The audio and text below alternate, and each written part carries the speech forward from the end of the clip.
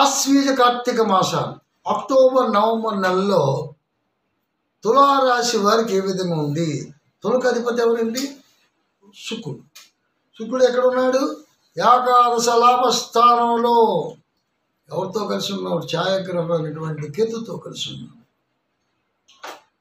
ఇక్కడ జన్మలో కుజుడు ఉన్నాడు. చాలా జాగ్రత్తగా ఉండాలి తులారాశి వారికి.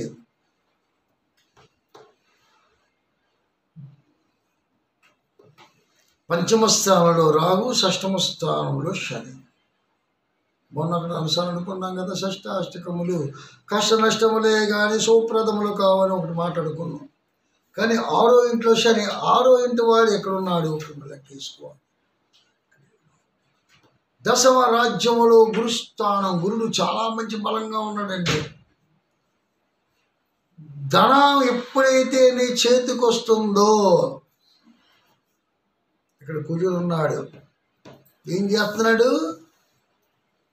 విలాసాన్ని, అనుకోలేనటువంటి రోగాన్ని, ఇక్కడ శుక్రుడు ఇల్లు కదా, కాబట్టి ఏం ఖర్చు పెడుతున్నాడో నాకు తెలియదు. చేతికి దుమ్ము లేకుండా అద్భుతం చేస్తున్నాం. వ్యవసాయదారుడు కూడా ఏం చేస్తున్నాడంటే ఒకటి అనుకోని ఒకటి చేస్తున్నాడు. పంటలో లాభం వస్తుంది, అప్పు తీర్చుకుని మళ్ళీ అప్పు పడుతుంది.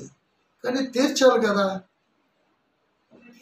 అక్కడ ఏదో చేద్దాంలే, మనకేం పర్వాలేదు, అలాగా అహంకారపూరితో పనికిరాదు. ఇక్కడ కుజుడితో అలిగే ఇల్లు, కుజుడు ఉన్నాడు అక్కడ. కుజుడు ఎక్కడున్నాడు? నీ ఇంట్లో ఉన్నాడు.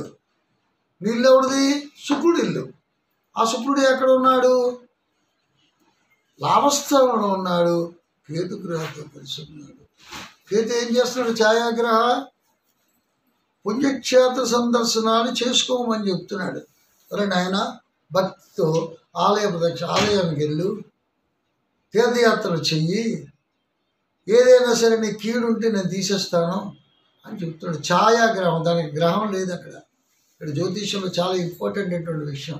రాహు కేతులు తన గ్రహాలు కావు, ఛాయాగ్రహాలు. వాడికి ఒక సబ్జెక్ట్ మీద వెళ్ళాలి తప్ప అక్కడ 7 గ్రహాలనే మనం తీసుకుంటున్నాం. ఈ 2 కూడా ఛాయలు అన్నమాట. ఈ 2 కూడా మనం అందుకే అంటాం, ఛాయ అంటే నీడ. గ్రహణానికి నీడ ఏదైతే ఉందో, కేతువు కానీ రాహు కానీ చంద్రుడికి కానీ రవికి కానీ ఏదైనా నీడ పడిందా, వాటితో అదే నీడ. ఎక్కడైతే నీడ పడుతుందో అది గ్రహణము. శుక్రుడితో కేతు అనేది శుక్ర గ్రహణము. శుక్రుడు యోగకారకుడు. ఇక్కడ చూసుకో, ఇక్కడ యోగకారకుడు. కుజుడు ఎక్కడున్నాడు? నీకు ధనాధిపతి కుజుడు నీ జన్మలో ఉన్నాడు. ధనాధిపతి. చాలా జాగ్రత్తగా ఉంది. ధనం వస్తుంది, అక్కడ ఏమవుతుంది? ఖర్చు అవుతుంది. ఏ ఖర్చు అవుతుంది? అనవసరమైనటువంటి ఖర్చులు అవుతున్నాయి. 1 2 3 4 5. పంచములో రాహు, షష్టమ శని. షష్టమ శని ఎటువంటి వాడంటే కుటుంబాధిపత్యంలో, అంటే కుటుంబం దగ్గర విరోధభరితముగా ఉంటున్నాడు, కుటుంబానికి దూరంగా ఉంటున్నాడు. గురుబలం లేదు, గురుబలం తగ్గింది. కానీ ఇక్కడ గురుబలం ఎక్కడుంది? దశమరాజ్య స్థానంలో ఉంది. నువ్వు చేస్తున్న చోట ధనం ఉంది, నీ కుటుంబంలో లేదు. నీ కుటుంబాని స్థానంలో ఉన్నటువంటి ధనము అనవసరంగా ఖర్చు అవుతుంది, లేనిపోని ఖర్చు అవుతుంది, జారిపోతుంది. రుణస్థుడు కాకు, అప్పు చేయకు. కుజుడు ఉన్నాడు కాబట్టి జన్మ కుజుడు రుణాన్ని ప్రేరేపిస్తాడు, అప్పు చేయిస్తాడు. రైతాంగం చాలా ఇంపార్టెంట్.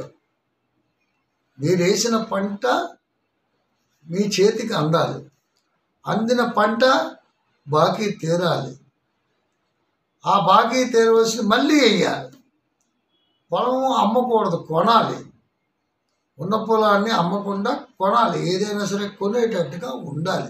ఎందుకంటే కుజుబలం ఉంది కాబట్టి మీరు ఏవైనా సరే భూములు, గృహములు కట్టడాలు, పాత ఇల్లు ఏమైనా సరే కట్టడాలు, కొత్తగా అపార్ట్మెంట్స్ కానీ గృహాలు కానీ కొనాలి.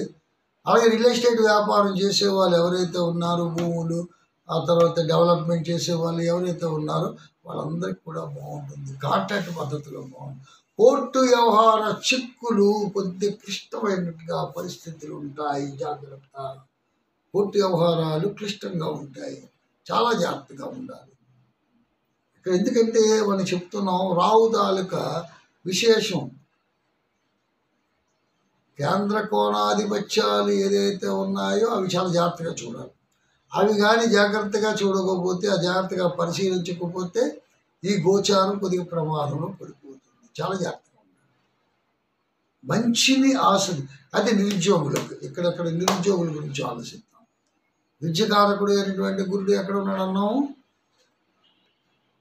దశమంలో ఉన్నాడు. కాబట్టి ఉద్యోగ లాభం ఉంది. నిరుద్యోగులకి ఏదైనా ఉపాధి అవకాశాలకి చోటు చేసుకుంటే అవి దొరుకుతుంది, భయపడవలసిన పని లేదు. విదేశీ ప్రయత్నములు ఇక్కడ ఒక గమ్మత్తు. విదేశీ ప్రయత్నములు మనం ఏదైనా ప్రయత్నం చేసినట్టుగైతే విదేశీ ప్రయత్నాలు కూడా అవుతాయి. కానీ వీసా విషయంలో కొన్ని ఇబ్బందులు అవుతాయి, చాలా జాగ్రత్తగా ఉండాలి. మీరు ఒకటి బ్యాక్ డోర్లకు ఎప్పుడు వెళ్ళకండి, తప్పుడు విధానంలోకి వెళ్ళకండి. చాలా క్లిష్టమైన పరిస్థితిలో చిక్కుకుంటారు, చాలా జాగ్రత్త అవసరము. ఇప్పుడు ఉన్నటువంటి వ్యవహారాల్లో కేతు గురించి ఇక్కడికి చెప్పుకొని వచ్చాం. కేతుతో ఉన్నటువంటి శుక్రుడు మీకేముందంటే జన్మ శుక్రుడు. కాబట్టి ఈ జన్మ శుక్రుడు ఎక్కడ ఉన్నాడు? మనకి ఏకాదశ లాభస్థానంలో ఉన్నాడు. కాబట్టి చాలా జాగ్రత్తగా దైవాన్ని ఆరాధించండి. వీలైనంత వరకు మీ యాత్రలు ఏదో దగ్గర చిన్న యాత్ర ఏదైనా తీర్థయాత్ర అనేది సేవించండి. అక్కడ తీర్థములో మునిగిన శుద్ధి అవుతారు. సముద్ర స్థానం కానీ తీర్థస్థానం కానీ, తీర్థము అంటే నదీ స్థానం కానీ, ఒక తీర్థయాత్ర చేస్తే తీర్థముతో ఉన్నటువంటి యాత్ర చేసినట్టుగైతే మీకు దానివల్ల కొంత నెగిటివ్ ఎనర్జీ పోయి పాజిటివ్గా మంచి థింకింగ్ ఏర్పడుతుంది, మంచి భవిష్యత్తు ఉంటుంది. కాబట్టి ఈ 2 నెలలు కూడా మంచిగా జరుగుతుంది, చెడు మాత్రం ప్రభావం లేదు.